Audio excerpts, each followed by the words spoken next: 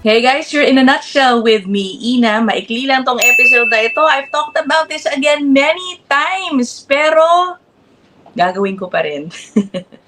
I think I can never have enough episodes reminding people to be careful in choosing the consultants or lawyers or other immigration professionals that you work with. That is, kung mag-decide kayong kumuha ng consultant o lawyer. Again, with any immigration application in Canada, hindi po ito required ng gobyerno. Okay? Pero again, kung kayo ay piliin ninyo ng mabuti, lalo na sa mga panahon ngayon. Okay, baka marami dyan nag-aalok sa inyo ng, may job offer ako, may alamiya ako. Sa mga panahon ngayon, kung kailan alam natin na medyo tight ang competition patungkol sa mga, job vacancies that will accept foreign workers. Okay, alam niyo naman, ang daming hindi na renew ang contract, paulit-ulit ko na itong sinasabi, ang daming mag-expire ang status, in short, ang dami ring naghahanap ng employers.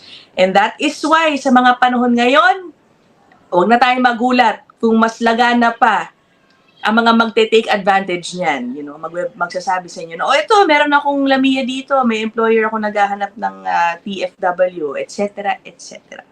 Dahil guys, okay, kung kayo po ay na-scam, okay, pumatol kayo sa isang consultant na halimbawa, nagbigay sa inyo ng peking job offer, nagpakita sa inyo ng peking lamiya, tapos yan ang sinubmit ninyo, tapos na-refuse ang inyong application, hindi always natatanggapin po ng IRCC o kahit ng korte in this case, no? Ang excuse na, naku, na-scam ako. I had real intentions. I genuinely want to work as a TFW in Canada. Pero niloko ako ng consultant ko, peki pala yung dokumentong binigay nila sa akin, etc. It is not an excuse. At the end of the day, it is still your application. Okay? Okay, sige. Puntahan natin itong bagong case study natin. This is a federal court ruling issued, medyo bago lang to, May 2025. Ganyan po ang nangyari sa aplikanteng ito. Galing Iran, okay? Nag-apply for a work permit through an immigration consultant sa Iran din noong May 2022. Okay? Ngayon, nag-submit sila ng application again for a work permit. Pagdating ng February 2023, yung Canadian Embassy po doon, humingi ng explanation sa kanya. Yan, nagpadala sa kanya ng tinatawag na Procedural Fairness Letter. Yan po yan. Yan ang PFL. Ini-issue po yan kung may katanungan. Okay? Yung IRCC officer na nag-a-assess ng inyong application. Sabi po dun sa PFL, meron siyang concerns na yung LAMIA number provided in his application was fraudulent. Ano ba yung LAMIA na yan? Yung Labor Market Impact Assessment. Yan po ang dokumentong ini-issue sa mga employer. Okay, kailangan niya ng mga employer sa tuwing mag-hire sila ng foreign worker. Okay? Doon ilalagay ang pangalan ng foreign worker na gusto nilang kunin. Ganyan, ano ang vacancy, anong trabaho hinahanap nila, etc. Okay? So, peki raw ang duda ni immigration officer. Sinagot niya ngayon ng kanyang PFL. A month later, meron siyang kinuhang immigration consultant naman sa Canada. Okay, sa Canada na. Sabi nung kanyang representative, naku po, peki nga yung LAMIA na inilagay doon. At na yung consultant daw na kinuha una na taga-Iran, again, has apparently defrauded about 500 other applicants from there, from the same country, from Iran. So, kilalang scammer yung nakuha niyang consultant doon. Marami nang nabiktima, 500, akalain mo. Ang laki na ng kinita ng loko-lokong consultant doon. Ano ba yan? Ang sabi pa nung kanilang reply, meron silang sinamang mga dokumento relating to legal proceedings in Iran that arose from the fraudulent activities of that consultant. So marami na siguro nag-file ng kaso laban dun sa consultant na to. So as proof, yan, as proof na niloko siya, nag-attach sila ng documents relating to, legal proceedings tungkol dyan. Siguro, para palabasin nga na, naloko po ako. Diba? At hindi lang ako ang naloko. Yan.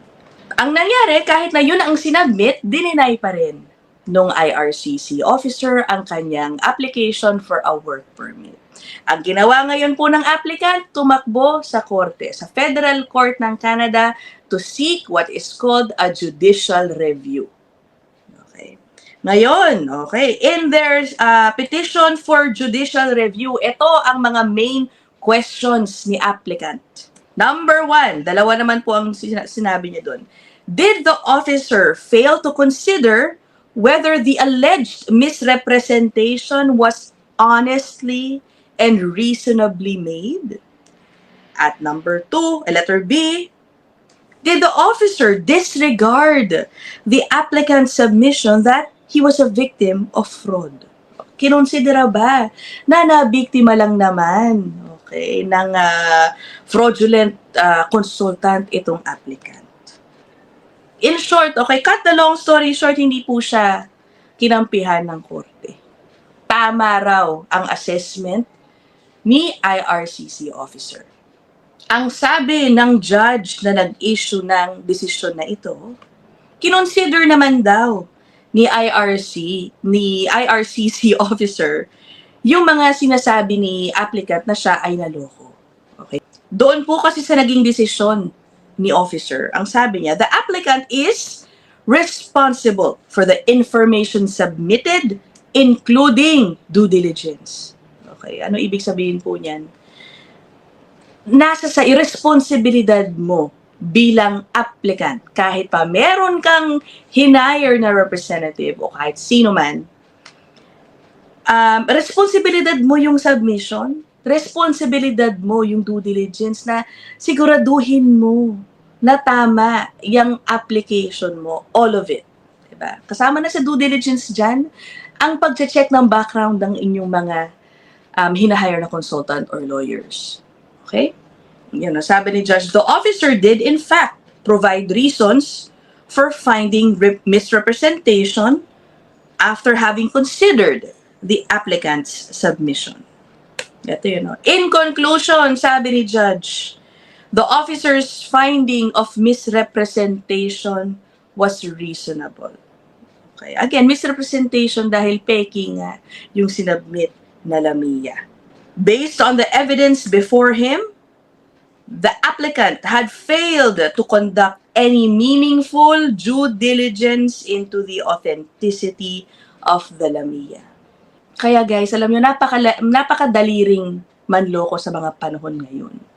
Dahil nga, ang dami ngayong desperadong ma-extend ang kanilang stay sa Canada. Ang daming desperado makahanap ng employer. 'Di ba? Kaya papatulan talaga nila kapag may magsabi sa kanila. If they meet a convincing scammer, 'di ba? I won't blame them if some of them fall victim to these, to these people.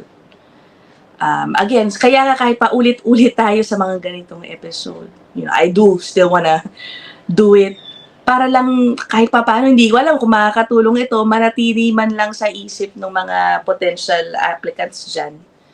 Diba na, teka muna, alamin ko muna itong Lamia na ito, tama ba itong Lamia na ito? Kasi alam nyo, kung kayo ay mag-expire ang status halimbawa, o naka-visitor record na kayo halimbawa din, tapos nabigyan kayo ng peking dokumento, diba? Sa totoo lang, ang dali ninyong i-ghost. Okay?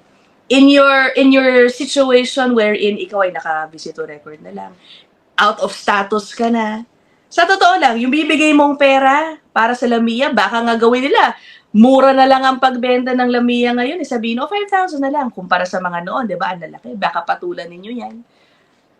dahil mura na sa isip ninyo. Pero sa totoo lang, ang dali ninyong i-ghost. Kung i-ghost kayo, anong gagawin ninyo? Napakahirap ng proseso para maibalik ang inyong pera. And that is what the scammers are taking advantage of sa mga panahon ngayon. Kaya mag-ingat kayo guys, okay? Sabi nga, paulit-ulit na ako, walang maloloko kung walang magpapaloko. Tama ba yun? Anyway, yun lang naman po. Again, lesson learned, kung kayo po ay na-refuse dahil kayo ay na-scam, hindi po yun excuse. Huwag nyo lang po sisihin yung scammer. Oo, may mali silang ginawa, pero responsibilidad nyo ring gumawa ng due diligence. Okay? As we saw in this federal court ruling.